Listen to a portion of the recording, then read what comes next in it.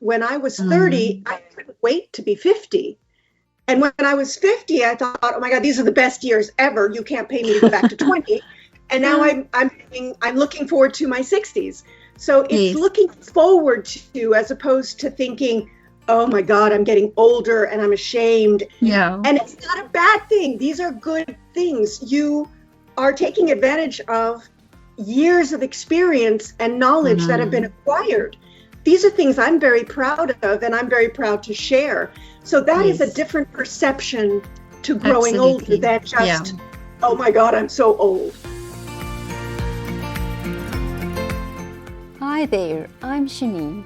As a certified health coach and kinesiologist, I help busy women in their 40s who feel tired, overwhelmed, anxious, frustrated, and stuck to live their best years in great health and balance.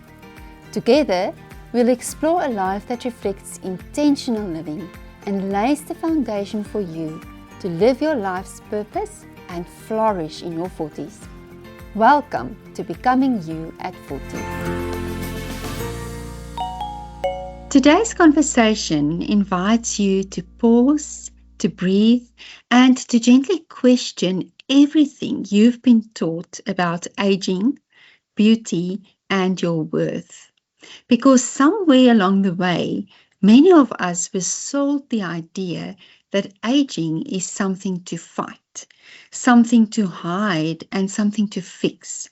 That every line, every wrinkle, and every shift in our appearance is a problem to be solved. But what if that narrative was never true? What if aging isn't something to resist, but something to honor?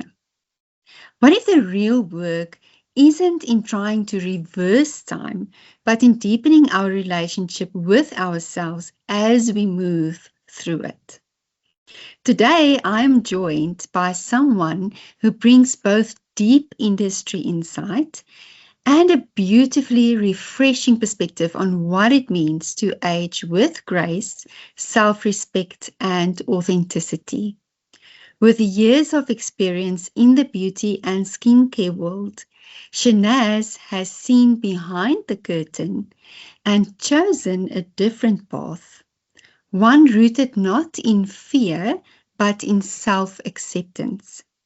In this episode, we explore the truth about the anti-aging narrative, the emotional layers behind our fear of growing older, and how we can begin to redefine beauty in a way that is freeing, empowering, and deeply aligned.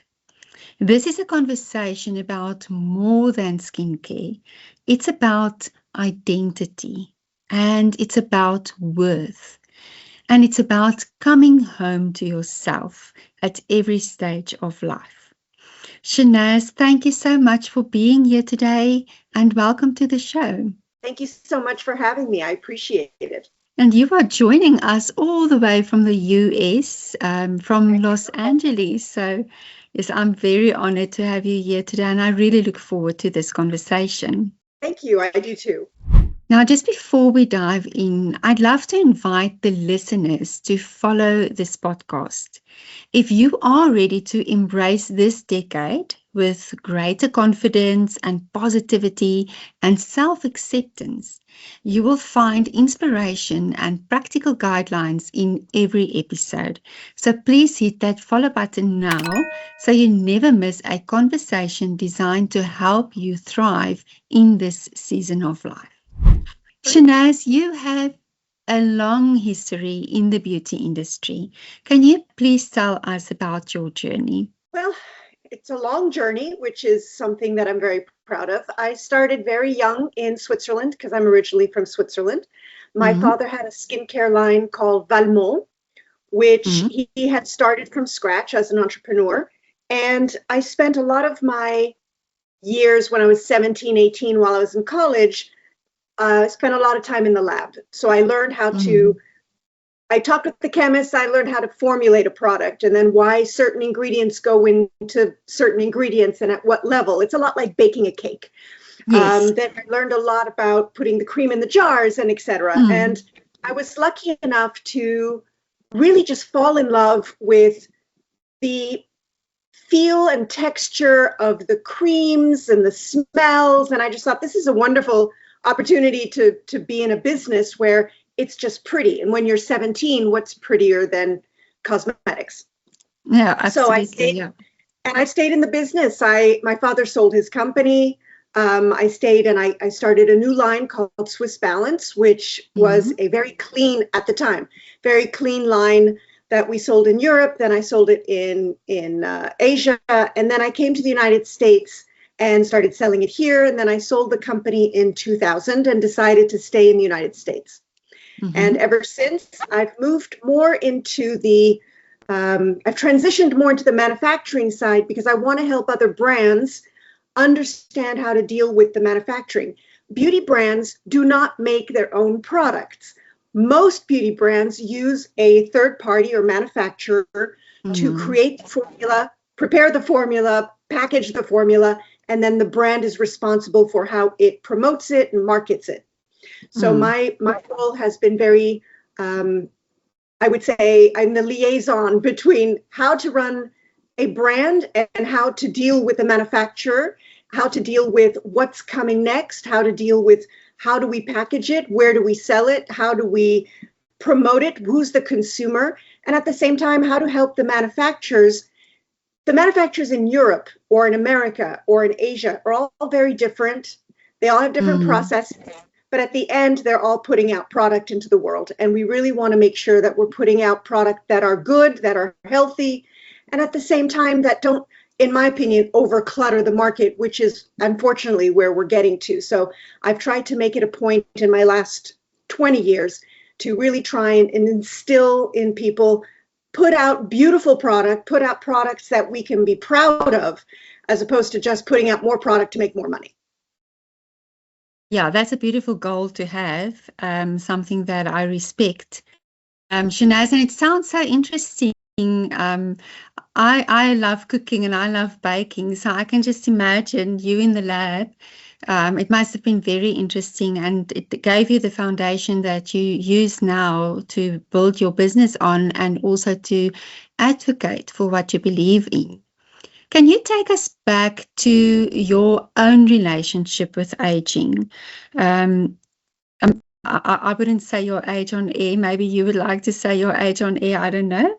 But how do you feel about the shift that came for you where you stopped fighting aging and started to embrace it? Well, I'm not ashamed to say I'm 61.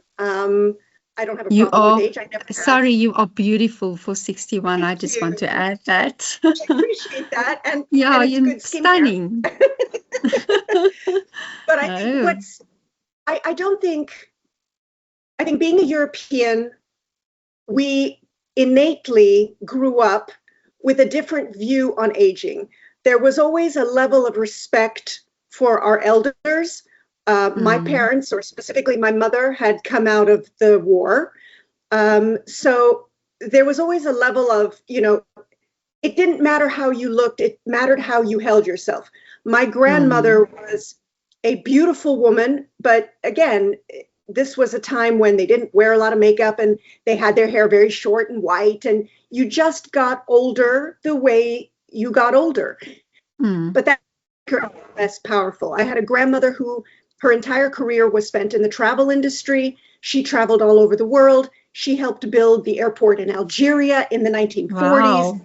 So she was a powerhouse, no matter how she aged. And I came from a long family of very strong women who really wanted to instill confidence in other women. And I think it was important growing up that way. So as I grew up, I understood, yes, skincare is beautiful. Skincare makes me feel good. I enjoyed putting the cream on. I enjoyed that self-care moment I had individually in my bathroom. But at the same time, I also grew up knowing that it didn't matter how you aged physically, as long as you were healthy, as long as you took care of yourself and those around you, and just respected that level of knowledge that you grew up with. When I was 30, I couldn't wait to be 50. And when I was 50, I thought, oh my God, these are the best years ever. You can't pay me to go back to 20. And now I'm looking forward to my 60s. So it's Yes. looking forward to, as opposed to thinking, oh my God, I'm getting older and I'm ashamed and I'm embarrassed. And I had a meeting yesterday. I was at a brand, and they were talking about some of the problems they were having operationally. And we started talking about what she needed to do to fix this. And she said, how do you know so much? And I said, because I've been doing this a long time. Yeah. And it's not a bad thing. These are good things. You are taking advantage of years of experience and knowledge that have been acquired. These are things I'm very proud of, and I'm very proud to share. So that is a Yes. different perception to growing older Absolutely. than Yeah. just, oh my God, I'm so old. Yes, exactly. Yeah, it goes much deeper, and um it comes with power. It comes with Yes.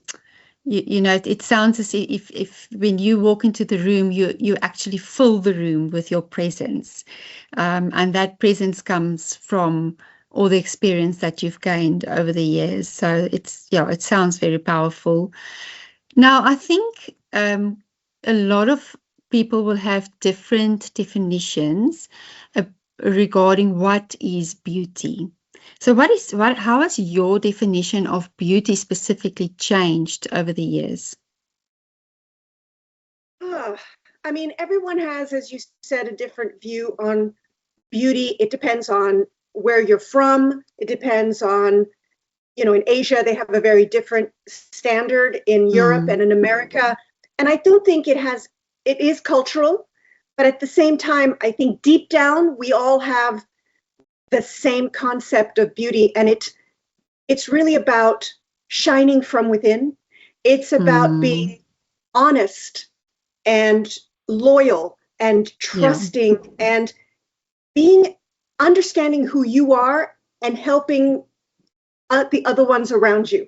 As you mentioned, when I walk into a room, I like to let people know, especially men, that I know my thing, and you're not Yes. going to dissuade me or discourage me. However, I Mm, do want to bring the other women in the room with me. I don't want mm, to alienate the other women. I don't want them to mm, make them feel that they're less than. And I think the beauty lies in buoying ourselves up. And for me, being beautiful has a lot to do with personal care. I mm, enjoy taking care of myself. I'm not going to lie. I love going to mm, get a massage. I love yeah. going to a spa. I love that moment. I like to go with my girlfriends where we have that moment of just taking care of ourselves. But that's beauty. It's not, do I have wrinkles? Is my hair Yes. gray? Am Mm. I, do I need Botox? Which, I'm going to be honest with you, I have a terrible fear of needles, so never going to happen. But at the same time, I don't think other women should say, I don't want it, I won't have it. It's a self-choice, and whatever makes Mm, you feel comfortable in your own body.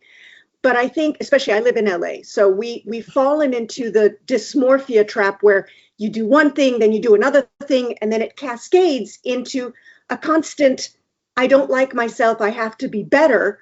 But you stop viewing mm, yourself as you start comparing yourself to others. So I think mm, going back to, who am I? How can I help others? What makes me feel beautiful? How do I stay healthy? Because that's the key. It's not living forever, it's living healthy and well. yes. And I think, so for me, beauty really has to do with, how do I see myself and how am I helping others? And that's what makes me feel more beautiful or more Mm. accepting. Not to say I don't have bad days like everybody, yeah. Yeah, no, no, of course. Yeah, everybody has their bad days, but I think what you are saying is so important. Beauty is about something much deeper than what we present on the outside. It's about how it's about the energy that we shine out into the world, and I think it's also what I heard from what you said is it's also how you respect yourself and how you love yourself. And if you do love yourself, that's also going to flow out into the people around you, and that will pour into their lives as well.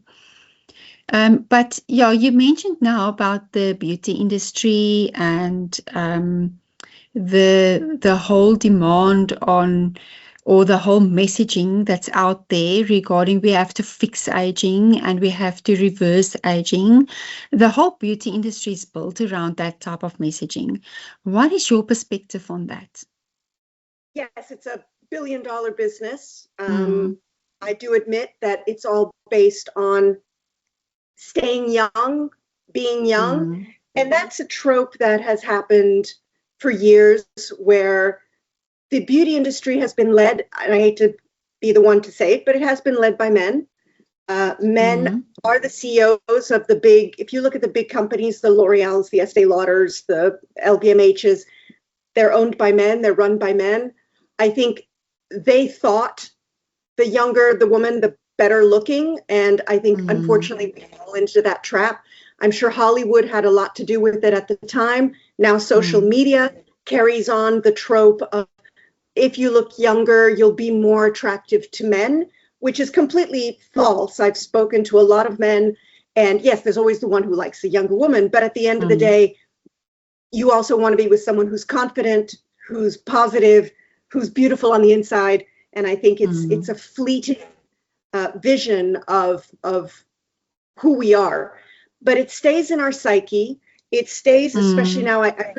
I'm really afraid of this generation who lives with TikTok and Instagram and all of these different social media places where mm. they're told they have to look younger, they have to look prettier, and the pretty is a standard that is no longer real. It is filtered Yeah. and photoshopped, and so Mm, and it's everywhere. It's in Europe, it's in Asia, it's in America, it's everywhere. These women are being told that you have to look a certain way to be accepted, and that is a false narrative. That it is our responsibility to teach our children, our colleagues, our friends, and it's take care of yourself. And the beauty industry needs to go back to we're making good product that makes you feel better, that does make your skin feel better. Because again, let's not forget, people have rosacea, people have allergies, people have yes. itchy, dry skin, people have Mm, skin that is uncomfortable. These products can help that.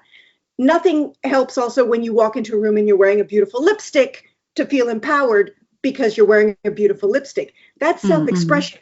That isn't, Yeah. I'm more beautiful. It's, I feel powerful. I'm going to wear red today. Or I'm Yes. going out to lunch. I'm going to wear pink. This is self-expression. And this is what the beauty industry really needs to get back to. It's let's help Mm. you be expressive in color, and let's help you feel better about the skin you're living in with regards to skincare. I love that. Do you think, though, that the anti-aging movement leans on women's insecurities, maybe, to sustain itself? Because you are talking about this powerful woman, this confident woman, but I don't think that's necessarily the norm. And maybe, the fact that they know that women do feel insecure because of the changes that they are going through in this decade, going through perimenopause and menopause and aging. Do you think they lean on that to sustain themselves? So they did for many years. And I love to Mm, say that there has now been a movement in my industry. When mm. we're making products, we're not talking about anti-aging anymore. We're moving Oh, into okay. pro-aging, healthy aging. So a lot of the Mm, brands that I work with, a lot of the manufacturers I work with are no longer positioning their products as anti-aging. That's an old trope. Now we're moving mm, into, as mm, I said, pro-aging.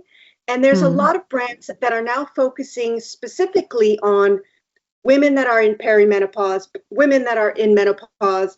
The issues that we have during this time are real. And it could be the Yes. hot flashes, and it could be the dry skin and the loss of elasticity. These are Mm, clinical mm. facts. So now Yeah. we're looking at making products again that treat the issues by making you feel better, not reversing them, because reversing them is false. We can't Mm, do that. And I think yeah. Hollywood has made a big step, because a lot of these female actresses who 20 years ago, they used to complain, you hit 30, you can't get a job in Hollywood anymore. That is no longer the case. Correct. If you look at Yeah. Nicole Kidman, Naomi Watts, you're looking at Andy McDowell. There's a model called Paulina Poroskova, who's 60 and incredibly hot and always in her bathing suit on Instagram. These are women that are stepping forward and saying, I love myself at my age. Look how beautiful I am. And they're gorgeous. And they are now either making brands. Naomi Watts has a new brand here called Stripe, which is all about women in that time of their lives. And again, it's not in old fuddy-duddy packaging. It's not, something we can't talk about. We'll hide it on the bottom shelf in a supermarket. These products are out there, and they're being tailored to women who want to feel better, but who are still powerful, still active, still busy with kids and family and jobs and very successful lives. And I think we're shifting out of, again, the aging bad auntie. That's great news. And I think it's really important that messaging keeps on, advocating for women in this life stage. And yeah, that's actually such good news. Now, what, in your opinion, is actually the difference between caring for your skin and trying to take control of your skin aging, trying to stop the aging process? Well, again, I hate to admit that there is nothing you're going to do to stop the aging process. There isn't, yeah. It doesn't exist. You can try anything you want, not going to happen. Yeah. Taking care of your skin involves being gentle, being using products that are healthy. I know in America we have the movement of clean. In Europe, it's all about naturality. And it's great to have products that do not have harmful ingredients. There's no definition for clean in the United States. I think we need to get away from that. But what we need to focus on is ingredients that are not harmful to you, to the employees manufacturing it, to the environment, and to the animals. Yes. Yeah. These ingredients have to be kind to your skin. There was a long time when I moved to the States, women used to use very foaming, soapy products to wash their face. And they said the more foamy, the better. But that just meant it had sulfates, which were very stripping. And you're killing the flora that lives on the top of your skin, and you're stripping it and stripping it. These are unhealthy things. So use products that are gentle, that treat your skin in a gentle way, but at the same time help ease dryness, loss of elasticity, dark circles under your eyes, rosacea. I mean, you get to a certain age with menopause where suddenly your favorite glass of wine gives you rosacea, and it's so unfair. So you need something that's gentle, that can calm the skin, because you still want a glass of wine. Exactly. You gotta have some fun. Yeah. And it's actually scary if you take the packaging and you read on the packaging of the skincare products. I mean, some of the words you can't even pronounce. And we are actually, there's a certain form of ignorance, I think, that needs to be addressed also from the consumer side. We as the consumers need to actually take a stand as well and say, listen, if I can't pronounce a product properly, then maybe I should not put it on my skin. Don't know. I'm just putting it out there. But you are also advocating for, like you just mentioned, cleaner products, and to put things out there that's not harmful. But also, I'm going to interrupt you for a second. Yeah, no problem. So there are some ingredients, and I want to separate this, because there are some ingredients that are hard to pronounce that are completely harmless. I mean, for the last 20 years, we've been using hyaluronic acid. This is not a new ingredient, but now everybody talks about it. Yes. It is hard to pronounce. It has the word acid in it. People assume it's bad. It's actually a good ingredient. So it's not only can you pronounce it, or does it look long and complicated, it's what is its origin and what is its base and how does it work. And we can now, obviously with the internet, we can look them up and we can find out if they're good or not. We also have to look at natural ingredients are also not always the best because one, they can be perishable in a product. Two, Yeah, that's true. kids can have allergies to strawberries and peanuts. They're natural ingredients. So you have to also understand sometimes a synthetic ingredient is not harmful. It's been tested in Europe on regulatory, in America, in Asia. They've been tested and they're not harmful. But because we don't know it, we are a little skittish around it. There are places you can go. There's an American website called the EWG, which is the Environmental Working Group. And they have all the ingredients listed, and they tell you the how harmful they are from a grade from 0 to 10. And anything between 0 and 5 is innocuous and will not harm you or the environment. And as long as those ingredients are between 0 and 5, they're not going to harm you. So it's really important, the difference between natural isn't always better. Yeah. Sometimes it is because it can be innocuous or it can be less harmful. Retinol can be harmful to some people. It's natural, but it can be harmful. So you have to really weigh. It's not just what you can see in the store that you can read. That's understandable. That's good. It's also, it is science. So we also have to look at the scientific side. As long as it's not harming you or the environment, that's okay. And there's places you can go and find out if that's the case. Well, thank you. Thank you so much for clarifying that up for us. That's really good to know. And I think maybe that's rather the takeaway there is that we can do our own research as well. And then we can make our own informed choices of what we want to allow as part of our skin routine. I want to get back to the whole term of aging.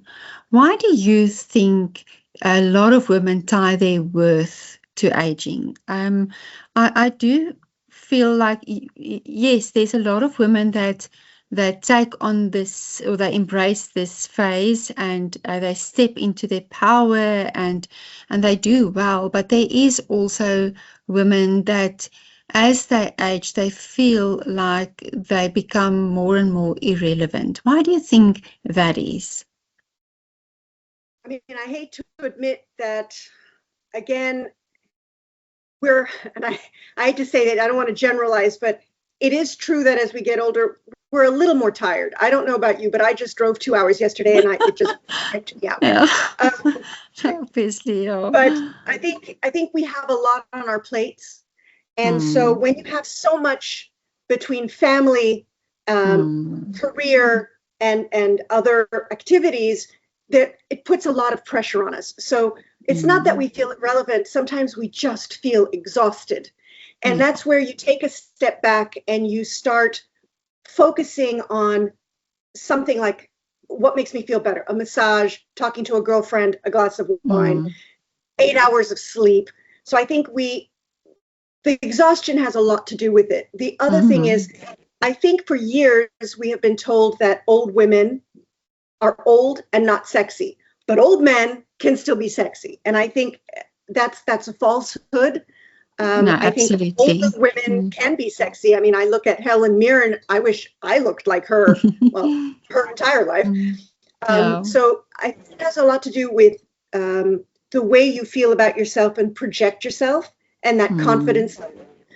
But there are days where you're just going to feel like you look in the mirror and you think, oh, Jesus, I'm old and I'm tired. And that's okay. As you accept that is part of who you are that day. It's not who you are in life. And you have to make that concerted effort to get dressed and go out and be positive and or not be negative that day, call your girlfriend, have a good cry, and then be done with it. But I think staying in that mentality of, I may not be as sexy because my legs aren't as great or my breasts aren't as great as when I was 20, but I have a lot of other things to offer. And I have a lot of other things that are sexy. I can debate someone on politics. I can bake, wonderful food and bread that unfortunately a lot of people don't know how to cook or bake anymore. So there's a lot of reasons to be positive and to be proud of who we are. But you're right. Feeling older tends to relate to sexiness. And we start to think, well, I can't wear those cute little skirts anymore because I don't have the legs. Well, you can look great in a longer skirt. You can look great in a flowery dress. You can look great in a pantsuit. Again, it stems inside out, and you can still promote that. Okay, so I don't have the legs or the breasts anymore, or the waist, or whatever it is, or the chin. But look how full I can be in this outfit, and look at my fabulous scarf. And I may have a little more money than when I had when I was 20, and now I'm wearing cashmere. So it makes me feel better, and it makes me feel sexier. And when you feel it inside, you project it on the outside. I love your perspective, Shannaz, and I absolutely love your energy and how you can help us, change our mindset to, it's not just about how you look. It's not just about your skin. It's so much deeper. It's like you mentioned there. You can debate, and that makes you look sexy. So I just love that. So thank you so much for encouraging us all to feel good about ourselves and not necessarily tie our worth to a number, which is our age. Because I think it's not at all about that. But if you have to paint us a picture of how paint us a picture of how someone that ages gracefully looks like. And that's beyond skincare, of course. I mean, I look at my mother, who's 91. She clearly has gone gray or white. She has decided she does not want to be. She dyes her hair brown. She goes to the hair salon. She does it herself. She has dark hair. She has decided that she's going to wear a little bit of makeup every day. It doesn't look the same as when she was 20. That's fine. She feels herself. When she is alone at home, she's still putting on makeup a little bit to that's make herself beautiful. feel good. Yeah. And last month, she lives in Switzerland. Last month, she said, I need some more sun. It was before the heat wave. And I'm flying to Greece. She took off, flew to Greece for a month on her own, walked around slowly, because she's a little slower today. And she had a lovely vacation where she had people in a hotel. It was a tiny little hotel, but she was the only one there. People who were taking care of her.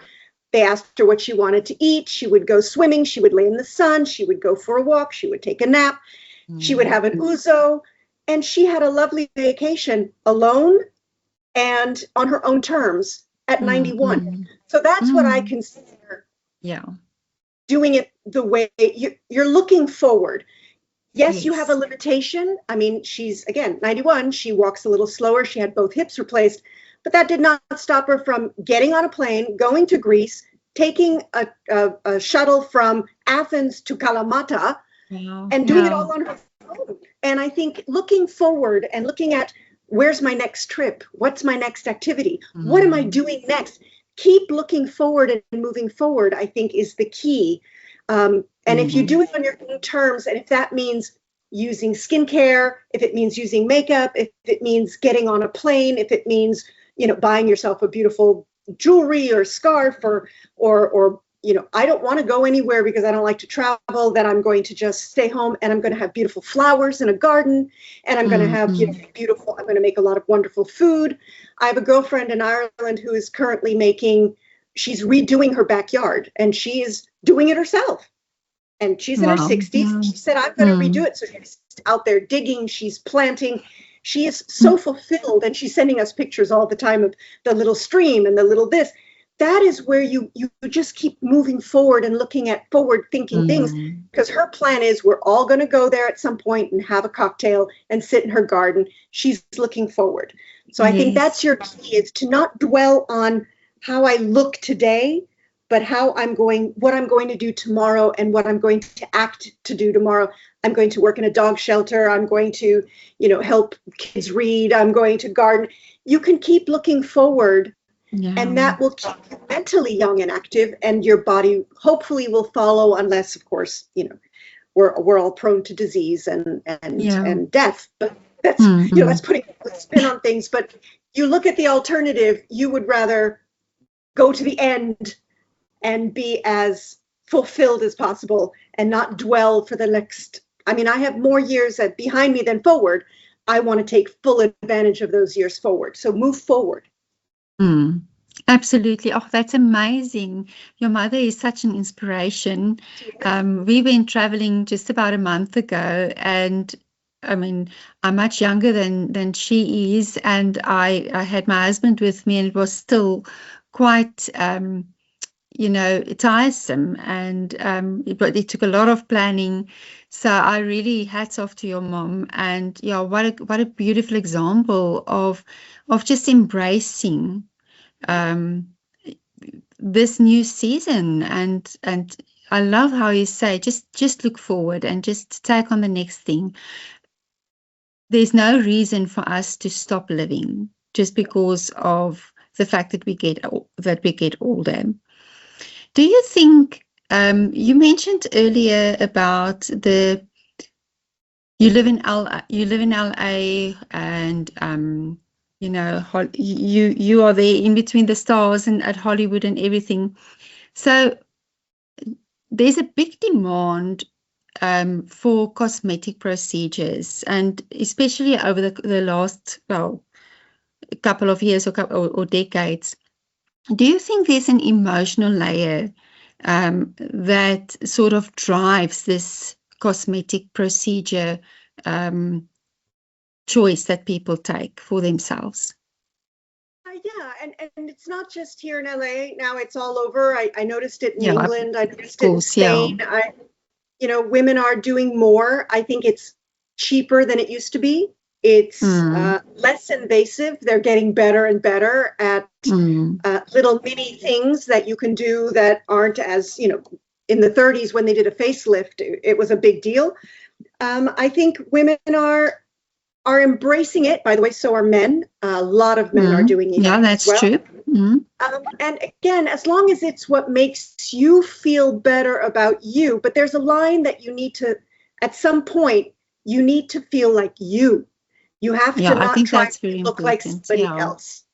Yes. And I think a lot of people, especially a lot of my colleagues, we're in the beauty business. There is a certain level of need to constantly try to improve our facial features, and it could be a little wrinkle here, and it could be a little nip and tuck or a filler. And I think there's going to be a pushback at some point. Women will keep doing the little things, but I think the bigger things, we're going to postpone those as far as we can. And as they get easier and cheaper to do, people will continue doing them. But you just have to understand that you can't cross over the line of you've gone too far. And that becomes dysmorphia. That becomes, and I hate to say, I mean, Kris Jenner, God love her, if she wants to look like her daughter, it's her choice. She has the money, she can do it. But you stop looking like you start looking like somebody else. And a lot of the people here in Hollywood, they have the same nose, they have the same lips, they're starting to look the same.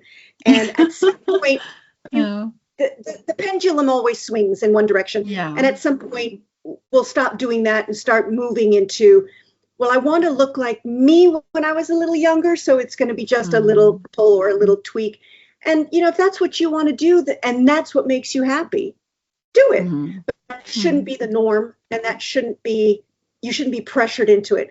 I have a ton of friends who keep telling me, you should do a little Botox because you have a few wrinkles. You should maybe pull up here. I choose not to because one, I don't feel the need to. Two, again, I'm terrified of needles. So, and three, I happen to have a wonderful husband who loves me the way I am. If I did it, he would be fine. If I didn't do it, I would be fine. So the choice is entirely mine. And by leaving it in my hands and not feeling the pressure, I choose for now not to do it. That's not to say in 20 years, I may not do something. It all depends on how you feel about it. But the pressure needs to come from how I feel. And if it makes me feel more comfortable in my skin, fine. Don't go broke doing it, and don't do too much of it. Because at the end of the day, also, Botox is botulism. You have to have a surgeon or someone because here you can get Botox anywhere. there's a lot of cases of women that the needle goes into a nerve, or you end up with Bell's palsy. It can freeze your face. You also have to do it with the right people. Ask your friends or family, or get second opinions from doctors, get the right surgeons. You have to do it correctly, because there's a lot of cases of people who are, and things go wrong. So do your research, do it if it makes you feel like something you want to do, but at the same time, it doesn't dictate who you are. Yeah, that's true. Crossed.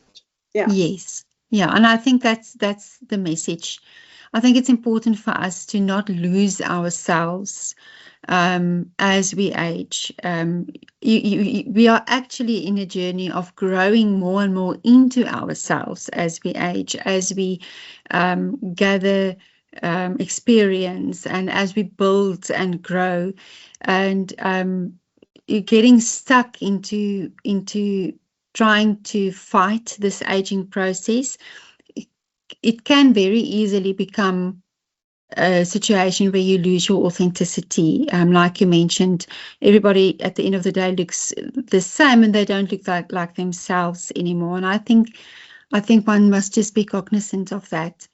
But you are an absolute expert when it comes to skincare. You've mentioned earlier all the years of experience you have, and you've worked in the labs, and you have the experience in the manufacturing.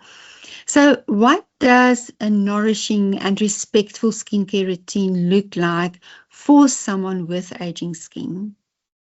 So everyone is different. Everyone's skin has a different quirk or complexity. But I think what we need to look for is find a cleansing routine that is gentle, that is sulfate-free, that is not stripping, that is, you don't want to aggravate or irritate your skin. So something that is soothing and calming. And that could run anything from a product you buy in a drugstore all the way to an expensive product. The price isn't the factor. It has to be gentle for the skin. So find products that are for sensitive skin, products that are for gentle. You need to keep your skin cleansed, specifically removing makeup. And I can't stress enough how many people I know who say, oh, I went to bed last night, I was late, I was tired, I forgot to take my makeup off, and this morning I look like shit. Well, yes, because you need to remove your makeup. Your skin heals at night. So removing makeup, keeping your skin cleansed, maybe doing an exfoliant that's gentle, not rough, a couple of times a week to remove the dead skin cells that are on top. And then use a product that when you apply it, a serum or a cream, when you're applying it, it's texturally feels good to you. Because a product that doesn't feel good, that's watery or that's too thick, you're not going to want to use on a regular basis. So building a routine is key. And you want something that you can apply in the morning that makes you feel good before you go out, at night after you've cleansed your face, that makes you feel good. And the skin around your eyes is much thinner than anywhere else on your face. So you do need to find a really good product for your eye area that will help remove circles, some of the fine lines if they're getting too deep, because again, we can't reverse it, but we can try and prevent it as long as possible. And I think if you want to find something, because I wake up with very irritated eyes, so something that is very gentle around the eye area. And I hate to say it, but when you go out in the sun, use a mineral SPF. You need to protect your skin. And I choose mineral because chemical SPFs can be quite harmful. The ones in the United States are particularly bad.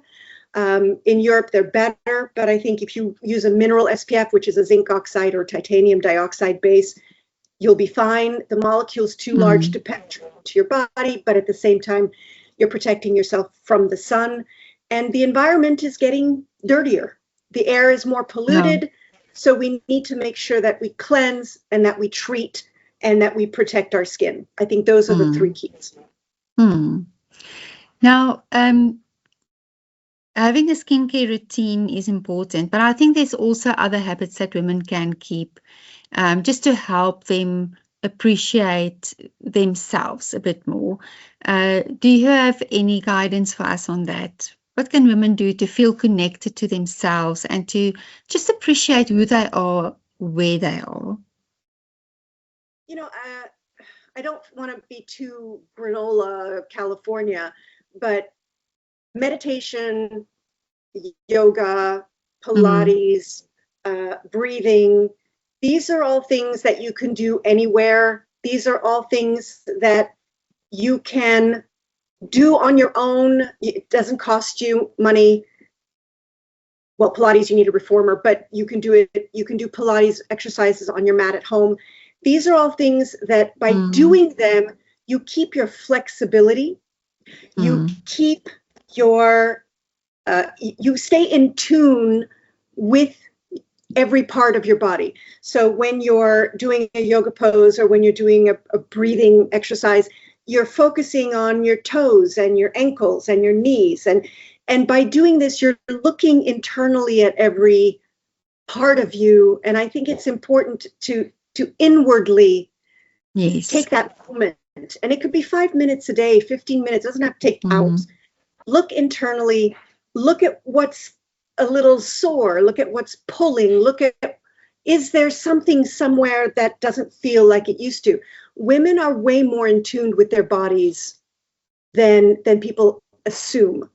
When you wake up, you know something's, it's a little sore.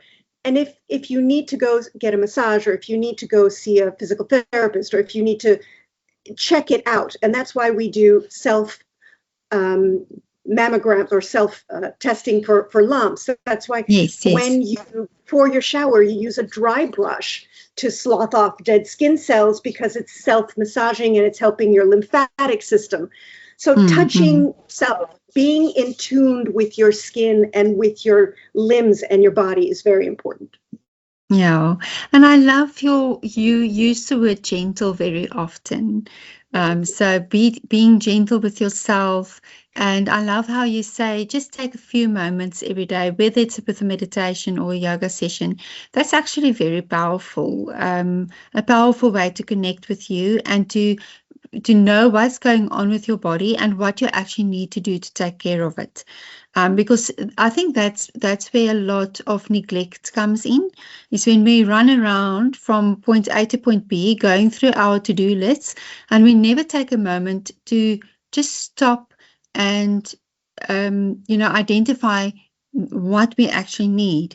Oh, I'm actually thirsty. Maybe I need a glass of water, or, maybe I need some a nourishing meal, and not just run through my day without eating, etc., etc. So I love the message of just taking a moment and being in tune with your own body, and then answering to your body's needs in that way. So that's beautiful. How can women go into this season looking forward to feeling powerful in this season, rather than going into this season with a fear? I've had a few conversations in this past few weeks with some younger women, actually, and then they would comment and say things like, "Oh, I'm so afraid of menopause. I don't want to age. I'm so afraid of turning 40, etc., etc." But you've obviously spoken now about this wonderful, powerful phase that's ahead of the young women, and that a lot of women are already in. So how can women begin to see this phase as a powerful phase rather than something to fear? I hate to break it to everyone, but the only way to avoid it is not a good alternative. So everyone's going to move into that phase. So first, you have to accept it's reality. There's no getting away from it. Yeah. Second, again, it's not, what are you afraid of? Are you afraid of getting old because you don't feel that you will be attractive or relevant? That comes from an insecurity that you need to work on, because you are relevant and you will be beautiful and accepted. And surround yourself with people who buoy you up, not tear you down. Other people love to thrive on negativity, and by tearing you down makes them feel better. Surround yourself with people who don't see you as a certain age or a certain look. They see you for who you are and accept you for who you are. And if you're 20, 30, 40, 80, it doesn't matter. I think we're all insecure in some way. We all focus on the negatives. When you look in the mirror, you're seeing things that no one else is going to see, because no one is going to focus on you that intently. You have to pull back for a second and look at the bigger picture. And yes, you're going to have a bad day. And yes, it's inevitable. But again, by moving forward and by learning to understand that we are more accepting as we get older, not because we're older, but because we understand what the alternative is. And we want to keep living, and we want to keep breathing, and we want to keep loving. And I think having that goal moving forward will get you out of the trap of, oh my God, I'm so afraid. I had a girlfriend who was 39 who was afraid to turn 40. And I said, my God, what are you afraid of? The 40s are amazing years. She's, oh my God, but what if? I said, what if? Everyone has a what if. But you're going to go 40, you're going to go 50, you're going to go 60. And menopause, yes, a lot of women are afraid because no one speaks about it. Exactly. It's been something that's been hushed for years where, ooh, the woman's in change. Let's not talk to her. We don't talk about menstruation. We don't talk about menopause. It is a physical reality. And a natural physical reality. It's a natural, and there's a reason for it. And if we look back at pods of orcas, for instance, the matriarch who has gone into menopause is the one who manages the pod and the young. The same with elephants. Why are we as humans not accepting of the fact that, yes, so we no longer have our period, and our estrogen levels have decreased, and our skin is losing elasticity? That doesn't mean life is over. That just means that, yes, we don't have our period anymore. Yes. We don't have to deal with the cramping anymore, even better. Yeah. And so we have different issues that we have to deal with, and every woman is different. Some women get hot flashes, some women get, different issues with their bodies. So you just adapt to them, you accept them, you find hopefully an alternative to whatever it is you're dealing with, you move forward. So accept it and talk about it. Talk about it with your girlfriends, talk about it with your family, talk about it with the men in your lives, because the more we talk about it, the more accepting and general it will become. It will become like breathing or dyeing our hair. It's just part of life, and it's normal and acceptable. Yeah, I love that. Thank you so much. Shannaz, we are getting to the end of our conversation. So I have one question that I would really like to ask you. What is the one thing that you hope women that is listening to this show today will remember when they look in the mirror tomorrow? You are exactly who you need to be. And you are exactly where you need to be. And you need to be happy and accepting of the body and thankful of this body that has carried you to this point. Those feet have walked you to this point. Those shoulders have carried the weight to this point. Your brain has pushed you and helped you learn to this point. Your lungs have helped you breathe 1 million breaths to this point. Your heart is still beating. We're all going to go through tragedy. We're all going to go through issues and time of our lives that feel like we can't do this anymore. The body will keep on, and be thankful for that body. Yes, that is extremely powerful. Thank you so much, Shannaz, and thank you so much for this really delightful conversation and for bringing beauty back into beauty, and also for the work that you do on the manufacturing end of skincare products with the perspective of creating products that is good for us and that speaks of authenticity. So thank you for this very inspiring conversation.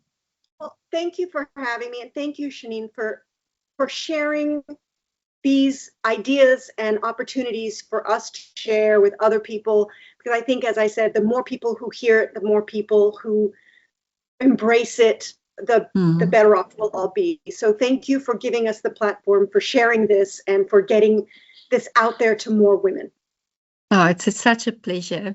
And I can't do it without all my lovely guests. So yeah, it was an honor. Thank you, Shannaz. Thank you. So if you are sitting here with this conversation and you are thinking about what we have said, I want you to think about how you think about aging now, but not only how you think about it, but also how you now feel about it. Because the truth is that it is not just about our skin. It is about the stories we've been told and the ones that we choose to believe. So maybe this is your moment to begin rewriting your story, to shift from criticism to compassion, from resistance to acceptance, and from chasing youth to embodying confidence and presence and self-trust in this season that you are in, just like Shannaz has inspired us to do. Aging is not a failure. It's not something that's going wrong. It is evidence of a life being lived. And there's so much more beauty if we are just willing to see exactly that. So if you are listening to this and are feeling that quiet nudge, that desire to feel more confident in your body, more at peace with yourself, and more grounded in who you are in this decade of life, I want you to know that you don't have to figure it out on your own, because this is exactly the work I do. I support women in rebuilding their self-confidence, reconnecting with themselves, and embracing this season of life through intentional lifestyle shifts and more positive, compassionate way of relating to themselves. So if that speaks to you, I'd love to walk this journey with you. You can find more details on working with me on the website at www.dayenuke.co.za, and you will also find the link in the description box. And if this episode resonated with you, please share it with another woman who might need this reminder today. As you go about your day, I want to leave you with this. The next time you look in the mirror, what if instead of looking for what needs fixing, you looked for what deserves honoring? I hope you have a great day, and I'll see you in the next episode. God bless.